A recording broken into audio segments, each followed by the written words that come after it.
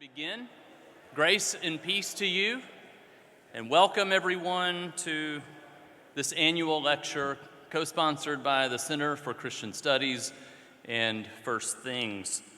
My name is Keith Stanglin. I'm the director of the Center for Christian Studies and the minister here at University Avenue Church of Christ. We're so excited that you are here present for this evening. This is our 8th lecture here together, and just excited for Wilfred McClay here in just a moment. I'll tell you about the Center for Christian Studies in just a moment and introduce our speaker. But first, the editor of First Things, Rusty Reno, is here with us tonight, and I'd like to invite him up just to say a few words of welcome. Rusty.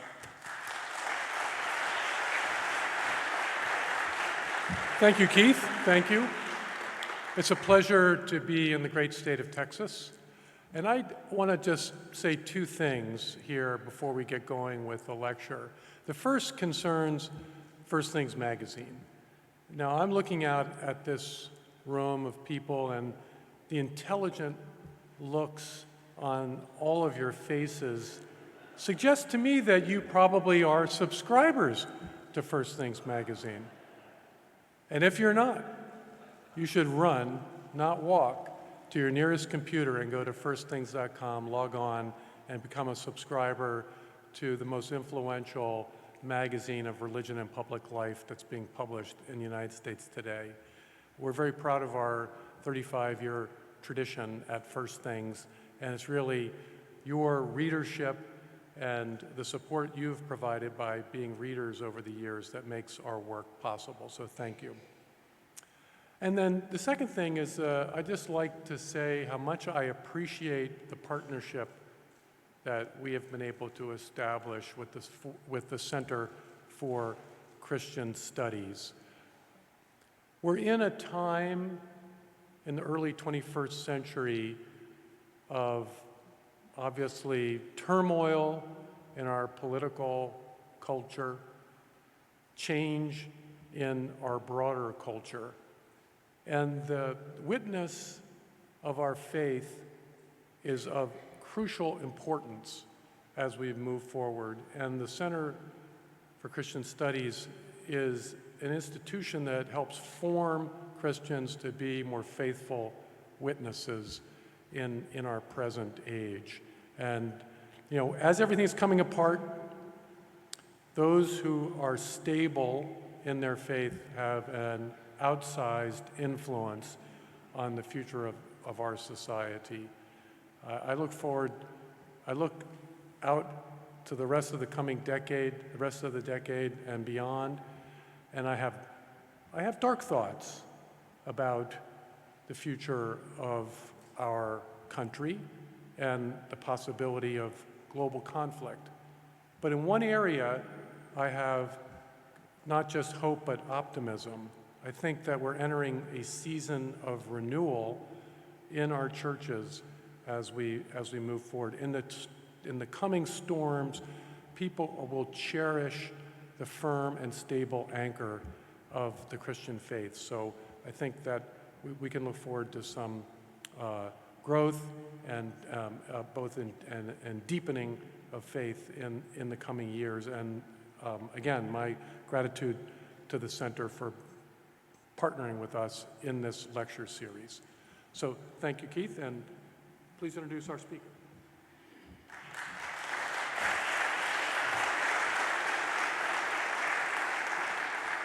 Thank you so much, Rusty. The Center for Christian Studies produces excellent theological and biblical resources for Christians and for churches that want to dig deeper. The resources and equipping that we provide are reflecting mere Christianity, I would say ecumenical in the best sense of that word, in conversation with all who call on Jesus Christ as Lord. So in this era of declining biblical literacy and theological understanding, we seek to point people back to Scripture and back to the great tradition of faith, seeking understanding. We produce scholarship for the church. That's one of our mottos. And so we are academics who want to help all disciples of Christ better understand and practice their faith, and then pass it on to others and to the next generation. So I also value our ongoing partnership in this with First Things because of these common goals that we share. All of us would like to live in a society that is friendly to Christian thought in the public square. And short of that, I would say we would like to be equipped with tools to better articulate and live out the Christian faith in a society that is hostile to us. So the center and First Things are both here to point believers in the right direction. Together, we want to engage culture, as the apostle says, speaking the truth in love. One of those areas for conversation may be the idea of the aesthetic, the arts, and the human imagination. Why should Christians cede this important ground to the secular and anti-Christian forces that have dominated it for so long? We need inspiration for a new generation of artists, in the broadest sense of that word, whose imagination has been baptized. And so to help us think through this topic, we have with us tonight Wilfred McClay. Wilfred McClay is professor of history at Hillsdale College, where he holds the Victor Davis Hanson Chair of Classical History and Western Civilization. Among his many books is Land of Hope, a very popular textbook on American history, and many other books you can see there in the program. He served for 11 years on the National Council on the Humanities, and currently is a member of the U.S. Commission on the Semi-Quincentennial, which has been charged with planning the celebration of the nation's 250th birthday in 2026. So we're very grateful to have Professor McClay with us tonight, and we look forward to his lecture on baptism of the imagination. Professor McClay.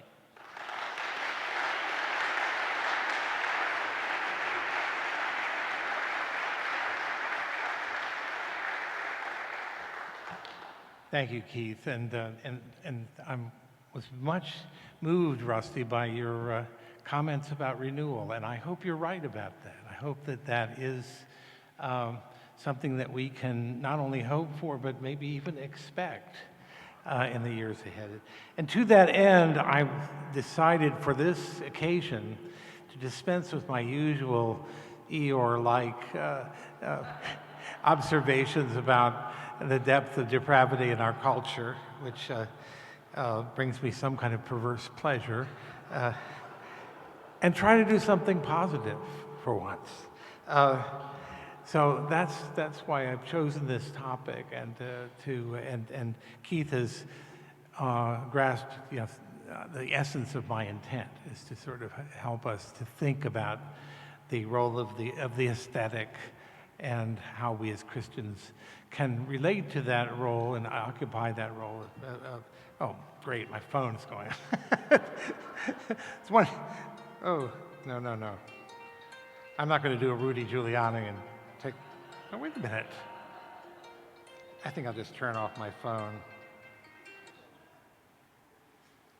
That's strange. The usual device that turns off the ringer didn't work. Okay. All right. So let me go straight to the talk. But I do want to also say, I think organizations like the Center for Christian Study are invaluable on the many campuses where you find these sort of parachurch organizations that, as they put it, come alongside the academic enterprise and provide students with an alternative frame of reference that they can repair to that isn't antagonistic to their most fundamental beliefs and hopes. So kudos to you for this organization. Kudos to you for making the relationship with First Things, which I think is mutually beneficial. Okay, my title, it may seem a little bit puzzling to some of you. Maybe you're here partly because what on earth could he be talking about? Could this even be something hazardous, heretical? And indeed, when one borrows a sacramental concept, such as baptism, starts playing around with it, using it in an imprecise or fanciful way, attempting to appropriate some of the mystique and luster of the concept for the sake of a cheap rhetorical flourish, well, one may be making a lot of trouble for oneself, particularly if one does it in front of an audience like this one that takes its theology seriously. But let me offer a preemptive excuse in this instance. I got the idea from C.S. Lewis. There you go. Now, this excuse doesn't close the matter, of course, but it gives me some breathing room, a chance to make my case. Lewis, as we all know, was devoted to the work of the imagination and described its important role, which people may not be aware of. He described its important role in his own conversion to Christianity from a fashionable and rather light and mindless form of atheism, heavily tinged with late Romanticism. And he depicts that transformation as beginning with the unexpected effects of a chance reading of George MacDonald's book, Phantastes, on a train ride. Lewis had snatched up a copy at the train station. And he said, an everyman edition in a dirty jacket to serve as a distraction for the ride ahead. I love the fact that he chose a lowly everyman edition of a book clad in humble garments to be his initiating Christian preceptor. For now, I want to emphasize the effect upon Lewis of his reading of MacDonald's book, which turned out to be very dramatic. Let me allow Lewis to tell the story as he relates it in his editorial introduction to a 1947 anthology of MacDonald's writings. I have to ask you to bear with me because it's a lengthy quotation, but it's worth every word, and it defies paraphrase. And as you'll see, that's actually one of the themes of this lecture, the limitations of paraphrase. So here's Lewis. It must be more than 30 years ago that I bought, almost unwillingly, for I'd looked at the volume on the bookstall and rejected it on a dozen previous occasions. I bought the Everyman edition of Phantastes. A few hours later, I knew that I had crossed a great frontier. I had already been waist deep in Romanticism, and likely enough at any moment to flounder into its darker and more evil forms, slithering down the steep descent that leads from the love of strangeness to that of eccentricity, and thence to that of perversity. Now, Phantastes was a romantic enough book in all of its conscience, but there was a difference. Nothing was at that time further from my thoughts than Christianity, and I therefore had no notion what this difference really was. I was only aware that if this new world was strange, it was also homely and humble. He doesn't mean homely in the unattractive sense. He means having the aspect of a home. That if this was a dream, it was a dream in which one felt strangely vigilant, awake, aware. That the whole book had about it a sort of cool morning innocence, and also, quite unmistakably, a certain quality of death, good death. What it actually did to me was to convert, even to baptize. That's where the image of death comes in. To baptize my imagination. It did nothing to my intellect at that time, nothing to my conscience. Their term came far later, with the help of many other books and men. But when the process was complete, by which, of course, I mean when it had really begun, I found that I was still with MacDonald and that he had accompanied me all the way, and that I was now at last ready to hear from him much that he could not have told me at that first meeting. A little bit more, Lewis. But in a sense, what he was now telling me was the very same that he had told me from the beginning. There was no question of getting through to the kernel and throwing away the shell.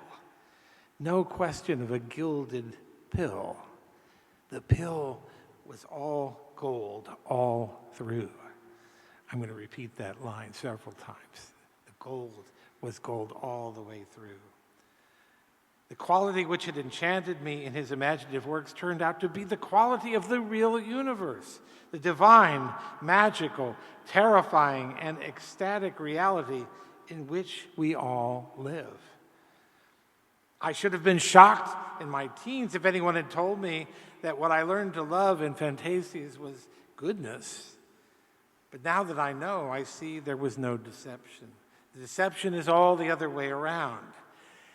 Deception in that prosaic moralism which confines goodness to the region of law and duty, which never lets us feel in our face the sweet air blowing from the land of righteousness, never reveals that elusive form which, if once seen, must inevitably be desired with all but sensuous desire. The thing, in Sappho's phrase, more gold than gold. Close quote. Well, wow. I mean, one could say a lot about this passage. We could be here all night talking about it. I could put you to sleep talking about it all night. But let's just concentrate on a few things for now. First, Lewis says very clearly that even in the wake of this baptism of the imagination, the development of his intellect and conscience was just beginning. In fact, was yet to begin. But looking back, he was equally certain that a certain necessary threshold had been crossed, a Rubicon, and the capacity to see things as they actually are, radiant and vibrant with the life of Christ animating them, was in the process of being born in him at that moment. A kind of deep and nonverbal presupposition was becoming embedded, the basis for all other insights to come. He did not say that this ability was rendered fully mature in that moment, far from it. He admitted he was not yet even a Christian at that moment, or much interested in Christianity. But he had made the essential move beyond life in the Shadowlands. The process was underway, the baptismal death and rebirth had occurred, and the start that was made by that reading of that book on that train would turn out to be something fundamental, a necessary basis for all that was to come. And there's even more. The word fundamental that I just used actually understates the claim. When he says of MacDonald that, quote, what he was now telling me was the very same that he had told me from the beginning, close quote, and then that the pill was, quote, gold all the way through. When he says that, he's claiming a great deal more for the works of the imagination than that they provide us with a superficial, childlike sketch of a reality that we later come to know more thoroughly and fully in the adult language of abstract expository prose. He's saying that the story was fully pregnant all along with that fuller truth. Lewis's words made me think of our much abused countryman, Jonathan Edwards. Not the stern Jonathan Edwards of his most famous Hellfire sermon, Sinners in the Hands of an Angry God, but instead the God-intoxicated Edwards, who insisted that the essence of true religion is the experience of being overwhelmed by God's beauty, of being drawn to the glory of his perfections, of being overcome by the power of his irresistible love, of, and here's a phrase that he uses, consent and goodwill to being in general. That's being with a capital B. Consent and goodwill to being in general. This is the Edwards who believed, as his biographer George Marsden put it, that, quote, all created reality is like a quintessential explosion of light from the sun of God's intertrinitarian love. He wrote further, all the beauty to be found throughout the whole creation is but the reflection of the diffused beams of the being who hath an infinite fullness of brightness and glory. God is the lamp, and nature is the mirror in which his light is reflected and his glory made manifest. Or what about the pitch-perfect words of the theologian Gerald McDermott, which echo Lewis's words very closely? I quote, Edwards' God does not drive us by duty, but draws us by beauty, not by fear, but by irresistible attraction. We feel compelled, and yet we are not coerced. We are drawn ineluctably. The greatest works of art also have this effect on us. They mimic the work of God by drawing us inescapably into their embrace. They're counterforces arrayed in opposition to what Lewis derided as, quote, remember this quotation from earlier, that prosaic moralism, note the word prosaic here, prosaic moralism, which confines goodness to the region of law and duty, which never lets us feel in our face the sweet air blowing from the land of righteousness, close quote. Instead, they serve us as heralds of wonder, of the light and life that envelop our seeming quotidian lives. Lewis would spend much of his career writing wondrous and captivating stories, not only for children, though often of a fanciful or fantastical character. Imaginative fiction whose vividness and sweetness have had the demonstrable capacity to nourish the imagination of its readers, in just the way that Lewis's imagination had been affected by MacDonald's writings. So now we come around to a question that I believe is in all of our minds. I think Keith raised it in his introduction. A particularly powerful question if we are convinced that politics and our lives together in society is downstream from culture. How can Christians be about the business of the transformation of our present unhealthy cultural milieu, whose nihilism and perversity would be hard to exaggerate? What can we learn from Lewis's story as well as his example? Well, there are no easy answers to either of these questions. But it seems clear to me that in attempting to answer them, we must begin with an enhanced respect for how central the imagination is to our intellectual life, our moral progress, and our worship as Christians. Nowhere is that fact made more evident than in the pervasively metaphorical character of our religious speech. For metaphor, metonym, simile, synecdoche, hyperbole, allegory, all the other figurative uses of language are central to the task that the Christian faith sets for itself. As the poet Dana Gioia puts it, Christianity may be many things, but it is not prosaic. That word prosaic. He couldn't be more right. The entire body of Holy Scripture is permeated with poetry, with imagery and conceits and fancies that serve to express meanings that range far beyond the capacity of literal prose, prosaic prose, when employed in its most literal and prosaic ways. It compels the active use of our imaginations in combination with our intelligences. Why, Joya asks, does the announcement of the incarnation, surely one of the most important things one could possibly announce in Luke's gospel, why does it come in the form of a great lyric poem, Mary's Magnificat, rather than a terse, theologically complete, explanatory declaration? Well, the question answers itself, doesn't it? The literal use of language would be inadequate to the task. As Joya puts it, prose cannot express the extent of Mary's wonder, joy, and gratitude. My soul doth magnify the Lord. The plain statement will not evoke this unique miracle of God's becoming man. The incarnation, I'm still here quoting Joya, the incarnation requires an ode, not an email.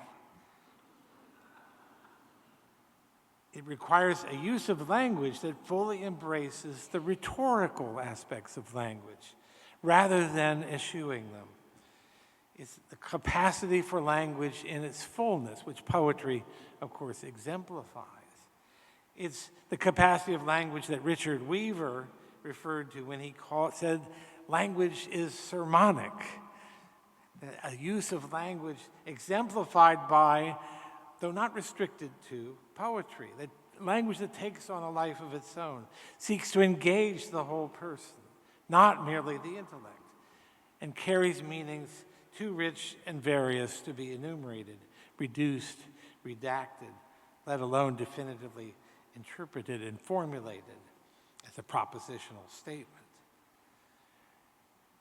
Whenever we professor types are asked to give a speech, particularly in a church, it can be a daunting task for us because we're habituated to speak in a flat, truncated, non-sermonic language with a certain measure of detachment from the expressive or emotional content of what we're saying.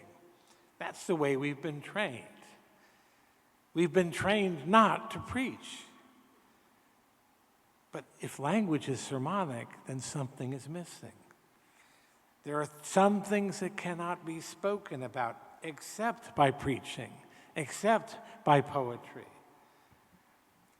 Weaver thought this was the deepest nature of language, that in fact the prosaic uses of language were secondary in character. Lewis insisted that the metaphorical language we use to express theological concepts is ultimately not translatable into non-metaphorical language. When we say that God came down from heaven, or we say that he is enthroned on the praises of Israel, we've probably gone as far as we need to go. And all their ways of translating such assertions into more respectably academic language that serves to describe what psychologically is going on when people say God is enthroned on the praises of his people. These only amount to trading one set of metaphors for another. Such a variety of figurative terms may serve to illuminate the subject at hand, just as different kinds of light can disclose different aspects of a landscape. But when modern theologians choose to refer to God as the ground of being, rather than our Father who art in heaven, they're not choosing to say nothing, but they're choosing to replace vivid words with pallid and abstract ones. Either way, it is language being used in the service of imagination, but which serves the imagination better? This is what Lewis meant when he said in the passage I quoted earlier, there was no question of getting through to the kernel and throwing away the shell. No question of a gilded pill, the pill with gold all through. In MacDonald's story, metaphor is not just a dispensable carrier of detachable truth. This is what the story really means when you decode symbols and so on, the kind of thing that makes literature boring in our 10th and 11th grade classes. It's an embodiment of meaning that's not entirely separable from the truth it delivers, serving truth in the way that a sacrament serves as a visible sign of an invisible grace. And to cite Joya one more time, the explanation of a sacrament is less than the experience of it.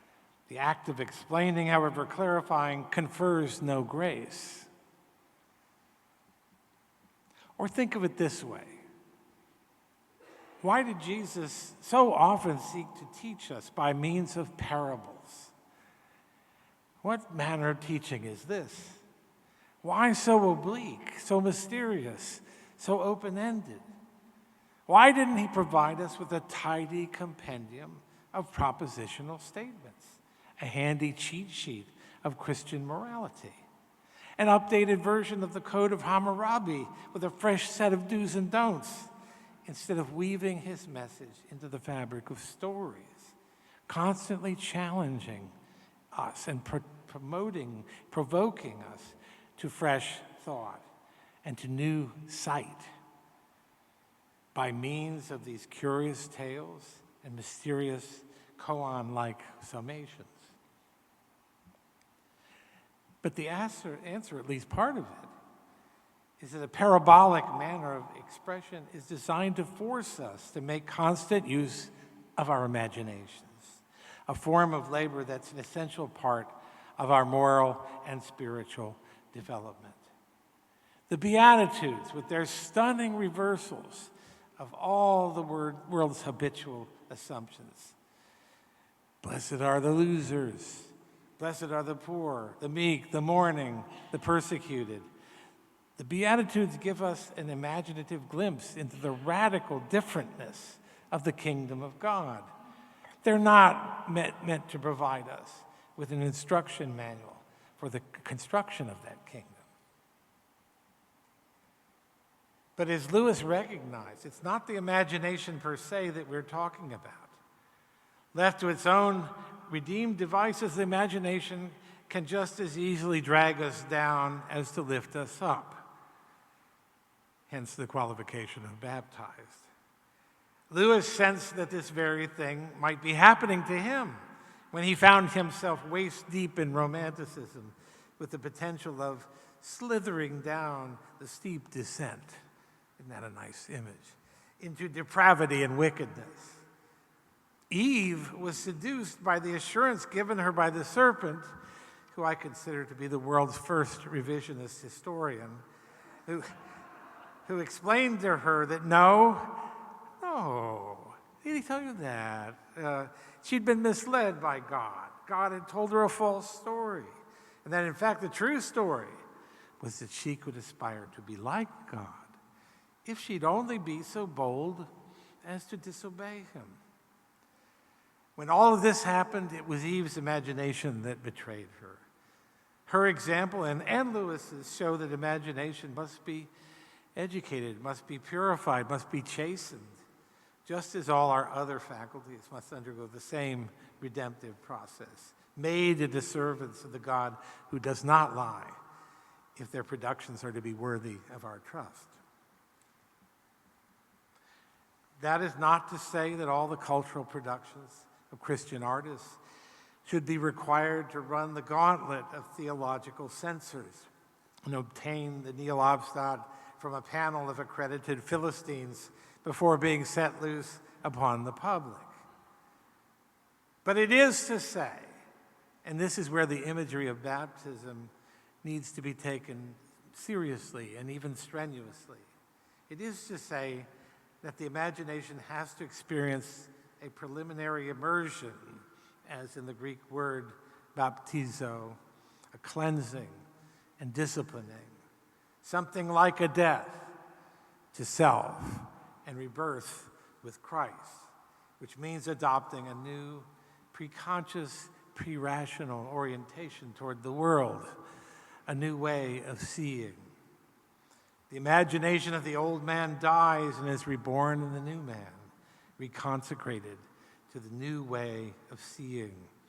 No matter how nuanced and sophisticated and systematic our theological understanding becomes, it will not be able to draw on our imaginations until those imaginations themselves have first been reoriented, changed. How does this apply to our present condition? Simply in that we ought to do more, just as Lewis did, to seek to win people's hearts and minds through art and expression. But we ought not to do it by aiming to write certifiably Christian novels, compose certifiably Christian songs, or produce certifiably Christian movies, as if great art would emerge automatically from a self-conscious process of adhering to a theologically approved checklist or a certifiably correct worldview, rather than by the engagement of a lively imagination with a world that begs for illumination. Remember, we're not talking here about the catechized imagination, although catechesis is a good thing. Instead, we should learn to honor the baptized imagination as a faculty unlike any other and learn to reach back to it as Lewis did all his life. For the impress of images and narratives drawing us toward the truth will do more to change the minds and hearts of the stony present than even the most astute moral astute moral exegesis. Who would want to replace the parable of the prodigal son, the great story that is also the story of every one of us, with a prosaic list of the specific moral insights it expresses? I often think in this connection of the example of Harriet Beecher Stowe's 1852 novel, Uncle Tom's Cabin, which did so much to change the moral imagination of 19th century America with respect to the institution of slavery, simply by convincingly depicting the lives of enslaved individuals and families, especially families, in the fullness of their humanity, living under that institution's slavery's oppressive constraints, enduring the unbearable with fortitude and incalculable dignity. What was done then could be done now. There are hundreds of books and movies and paintings and plays and other artifacts waiting to be fashioned, works that can pierce the moral blindnesses of our times better than even the best arguments, and draw us ineluctably toward the truth and beauty of our world. But they cannot be produced on command. The imagination doesn't work that way. Art doesn't work that way. They may not be produced by people even who are recognizably Christian. So be it. But they can be produced. They can tell the truth. And if they're produced with honesty and skill and proceed from imaginations that have been formed and reformed by the most resonant stories from the past, they will resound with the truth in a way no theology can match. We need them desperately in this dry and unpropitious time. We are waiting for them. Let's do whatever we can to cooperate with God's grace and make them possible. Thank you for your attention.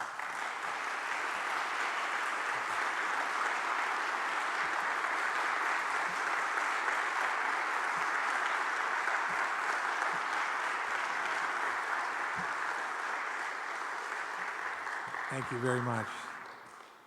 Thank you, Professor McClay. We have a few minutes for questions from the audience, so if you'll raise your hand, I will bring the mic to you.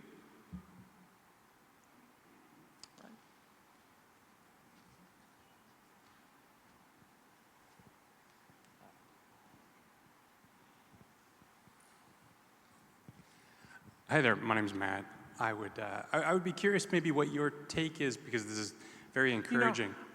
I have a little trouble understanding you. Can you talk a little slower? Yes, sorry. I think it's a very wet, echoey room.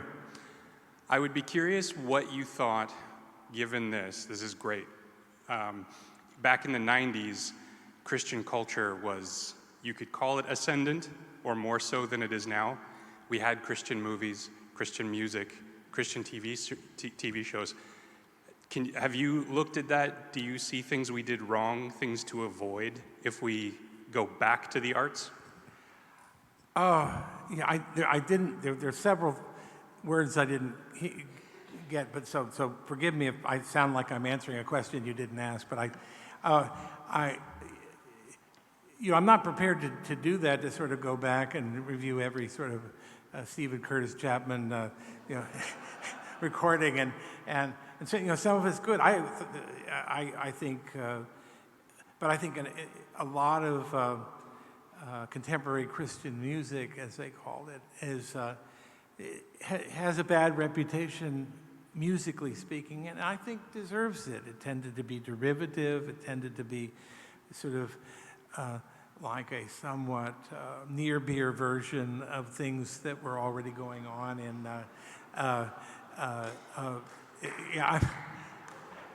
I don't want to be too harsh because I think there was some. I think Michael Card was an underrated, very thoughtful and tasteful performer. But no, I think and look, I work out at a gym where they're constantly playing, praise music, and I think I'd rather have that than the other things I've heard in other gyms, which I obviously don't need to detail for at least the guys in the audience. Yeah, it's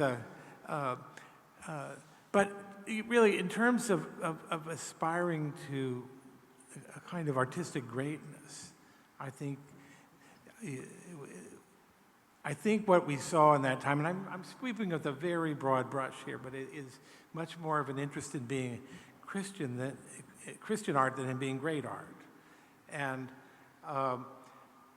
that's not to say that, and I may be anticipating a question that someone's likely to ask, do you have any examples of things that you think are good going on? Yes, there are many examples of, in music, we have particularly composers like Arvo Pärt and, who are Tavener, people who have, often they're Orthodox in their background, but who have, I think, tapped into a depth of meaning, a greatness that we haven't seen in music for a very long time, maybe 100 years or more.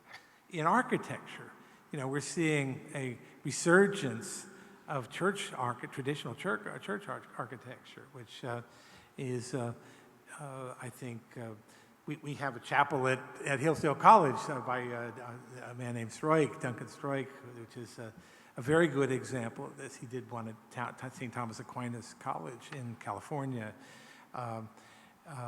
There's in painting, there's a kind of revival of classical realism.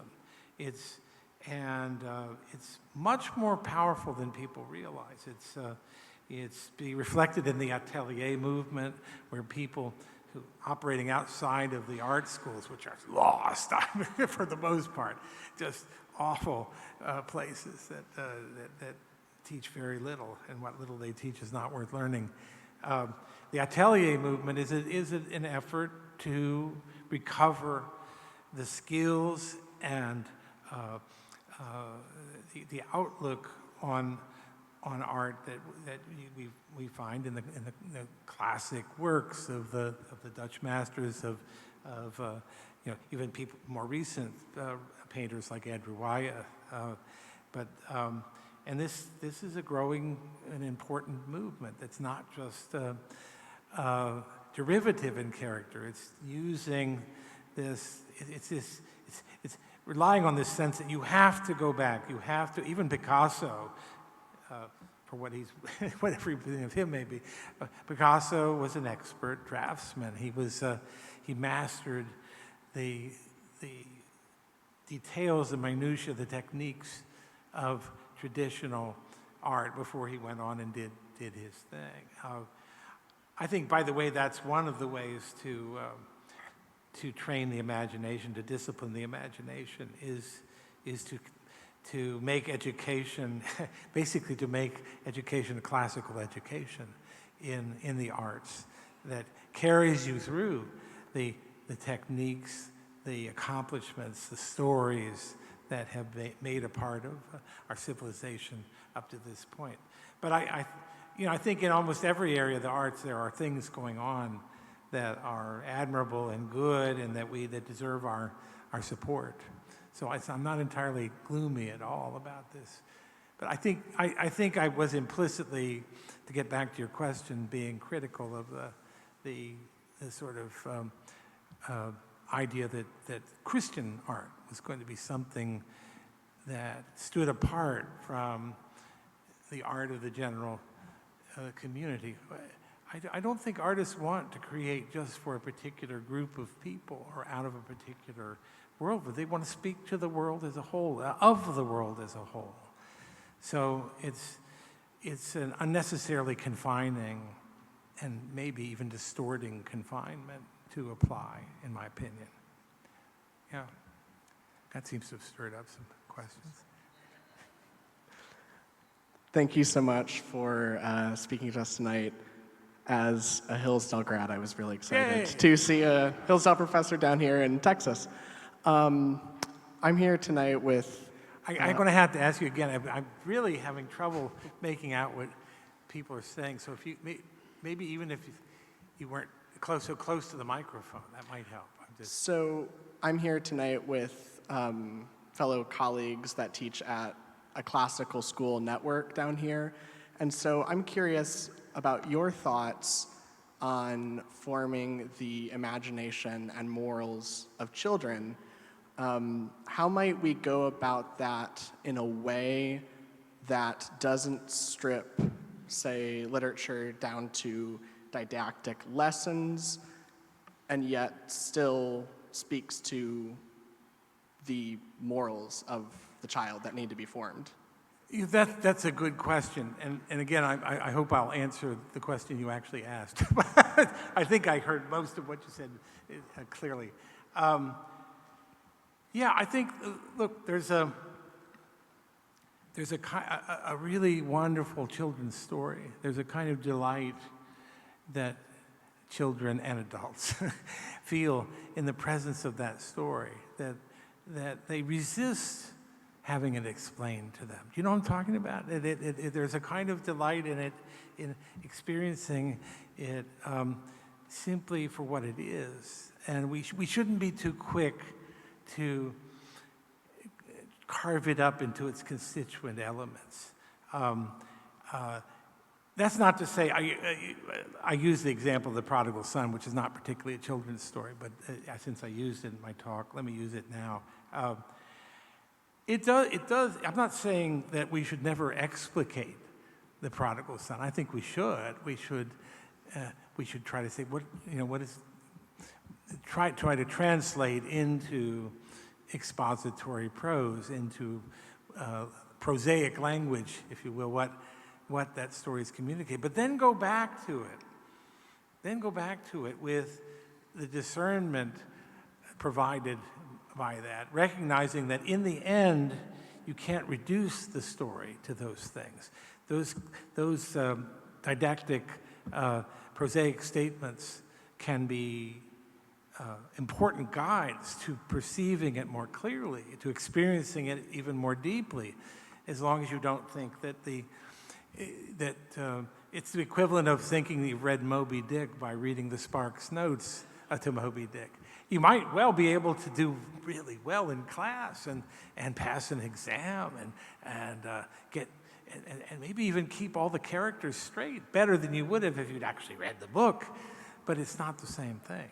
It's really mistaking the description of the sacrament or the explanation of the sacrament for the sacrament itself. So I think of how my own children reacted to these really wonderful books of children's literature, like The Velveteen Rabbit. It's one of my favorite books, and it's at some point you do want to talk to them about what it means, but I also think you want to let them have the experience of the whole thing, and give them what it takes to be able to have that experience. I hope that answers your question. I mean, there's a sort of balance to be struck. All right, hi, Bill. Do you think that part of the reason why there's been a sort of a struggle in the, I don't know, growth of, say, maybe art and architecture from a Christian perspective is that it's seen as maybe too elite and too academic, and there's been a loss of people incorporating, say, art into their family lives? And is there a way for us, for example, my wife and I and our family commissioned a piece of art for the first time ever. And we hired this painter from Boston, in the Boston School, and it was actually very, very affordable relative to what you think. And so it's been this beautiful journey for us and our family and our children having this piece commissioned. And it then struck me that that's something that has been lost, right? You go to Italy, you go to France, you walk a museum, and you hear about this piece was commissioned and this piece was commissioned by families, and yet that's sort of been lost in our modern day. Is there a way for us to grasp this grassroots kind of vision of bringing art back into our families? That is a great question. And by the way, I understood every word you said. Which is one, probably the others were just as great, I just didn't know it. No, that's a wonderful question, because there is a way in which the arts, the deep history of the arts is participatory, and even as recently as before the development of recording, people had to make their own music, and households had to make their own music, so there was, especially if you were living in a rural sort of setting, that you had no other choice. But the idea that music is something that, a handful of just ridiculously skilled people put onto recordings and that we listen to, that we consume, is really a distortion in a way. And I think this is part of what you're getting at. Is there something that coming out of the life of the family, coming out of the life of the community, that we can restore some of that. This reminds me of one of the many great sayings of G.K. Chesterton. He said, anything worth doing is worth doing badly. And what he meant by that, it's typical Chesterton, it's kind of stunning. But when you think about it, what he really means is that there are some things, singing in church. That's one of my favorite examples, because a lot of people can't sing. I don't sing very well. But there's no substitute for doing it yourself. And there are many, many things worth doing that are only worth doing if we do them ourselves and do them badly. We don't ask a professional to kiss our wives goodnight, because he does such a better job,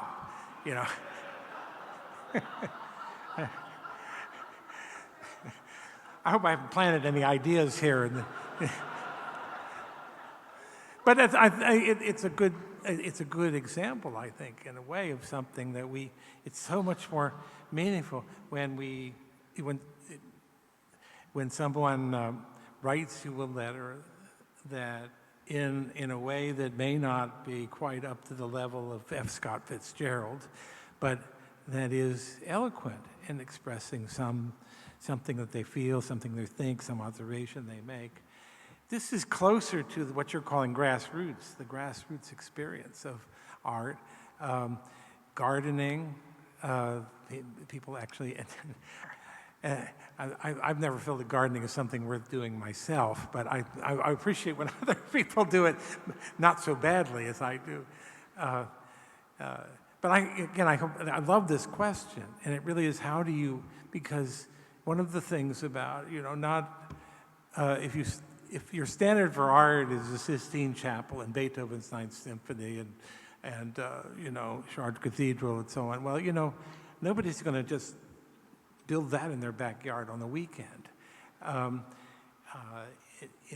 those are the products of people who are extraordinarily skilled and who are dedicated, who focus like a laser on that activity in the same way that professional basketball players are focused on what they do, and professional anything is focused on what they do.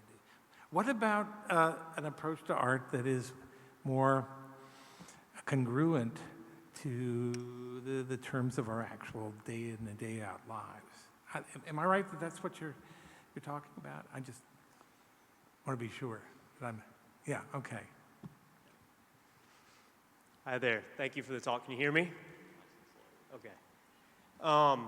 Great talk. My question is, so I have a lot of students who are very energetic, and maybe talks like this are having an effect on the younger generations because they're very energetic about art, consuming art well, even producing it on themselves. But I do worry sometimes, especially the more online students, that there can be a kind of Christian aestheticism, even Christian dandyism. And so how does the baptism of the imagination guard from this kind of dandyism? And it's not so much a worry that they'll think bad things or think the wrong things, but that it's almost this simulacrum that doesn't have reference to truth itself. So that's a great question. I think that worries me too, and it's something you see in the most, as you put it, aesthetically inclined young people to become immersed in something that is, and I think there's a difference between living in an utterly mediated world, which is the problem we see with so many, not just young people, it's everybody, and the problem of living too much in the imagination. One of the things that worries me about what I see young people, consuming in their extremely online lives is that they lose the capacity for the imagination unaided by or undictated to, really, by devices. Because the devices, devices are a game that the house always wins, as they say, is Las Vegas, because they're the ones that are giving everything to you. You're not initiating, you're not playing around with images, you're not exercising your imaginative muscles, so to speak, and you lose the capacity to imagine. That doesn't mean you can't be living in an imaginary world, because you're living in a sort of world of phantasms and Dungeons and Dragons and things that are part of the overly online mentality. And you see this in kids who are that way, that they have this sort of dopey and insensate kind of demeanor, that they're not quite all there, because there's all this other stuff going on in their mediated interiors. But that doesn't mean that they're being exercising the imagination the way that you see and that Jonathan Edwards describes in his personal narrative, the way Augustine describes at the end of the Confessions. There's a legitimate place of the imagination that's part of the intellectual and psychological faculties that we're given. And this is why Jesus speaks in parables. He wants us to work at it. Okay, time for just two more, I think. Again, thank you for the breadth of your insights and the depth of them as well. Thank you. One of the things that really strikes me about your recommendations to us and your opening our insights into this aesthetic is that this baptism, which I think is a crucial thing. I'm so glad to hear this be the kernel of your conversation with us tonight. There is a need for instruction directionally in how to proceed towards that, I think. The discipline and the things that we can achieve in that are more than just whimsical, non-guided thoughts about such things.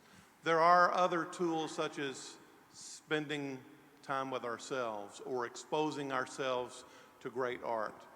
For example, looking at the fabulous literary aspects of the Gospels, to put it in that context.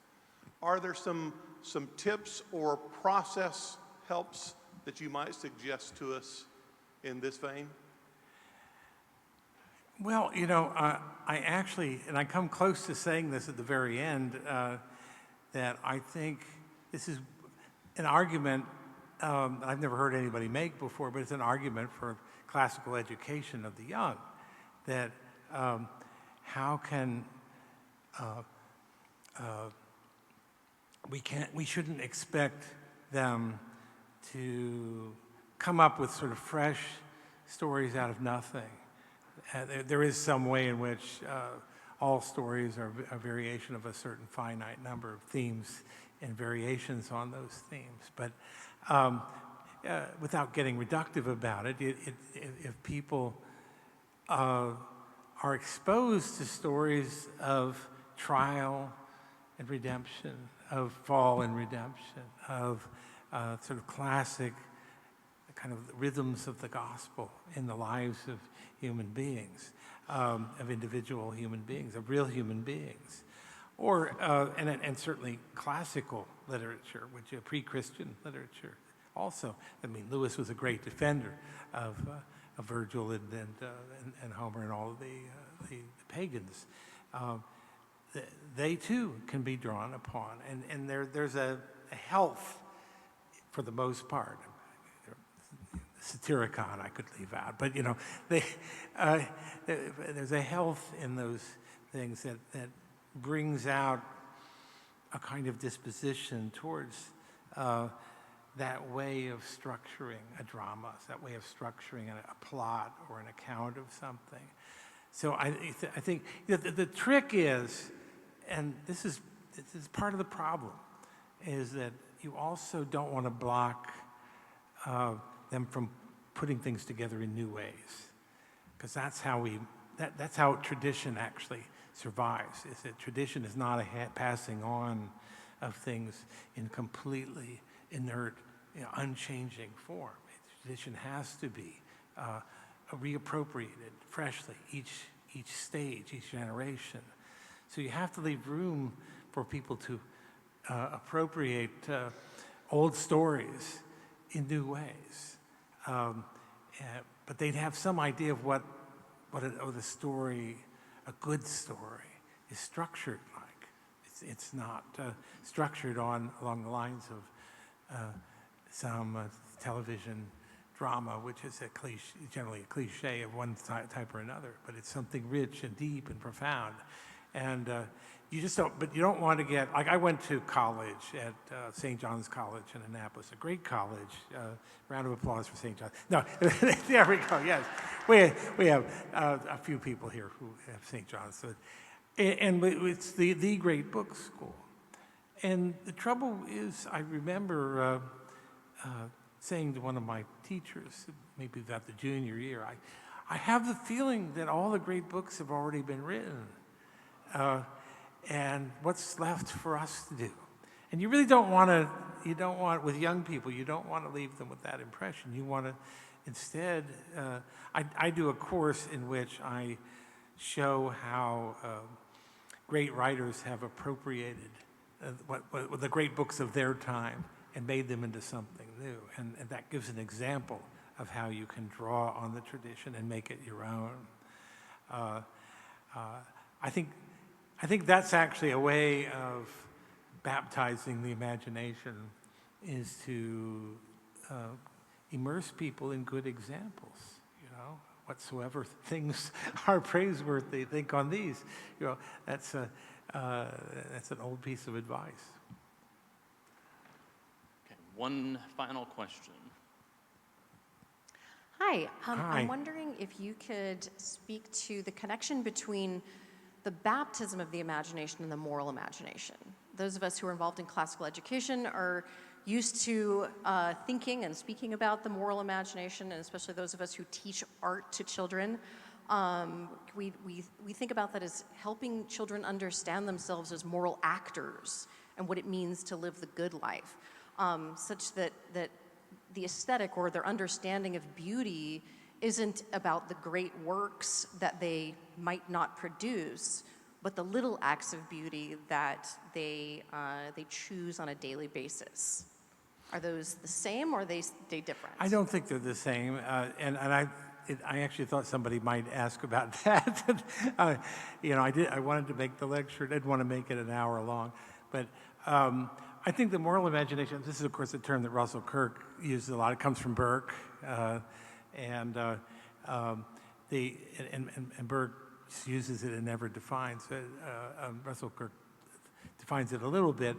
I think the moral imagination is a further elaboration than baptized imagination is something rather primal. Remember, Lewis said when he had this experience from reading this book, I didn't have any thoughts about Christianity or any of these kind of deeper issues, particularly issues relating to moral or ethical conduct or precepts. That comes later. So I think it's a very much, and as Edwards describes it, this sort of primary thing, a basis on which further imaginative development is erected. So I would say that the moral imagination is something more sophisticated, more educated, more intellectual.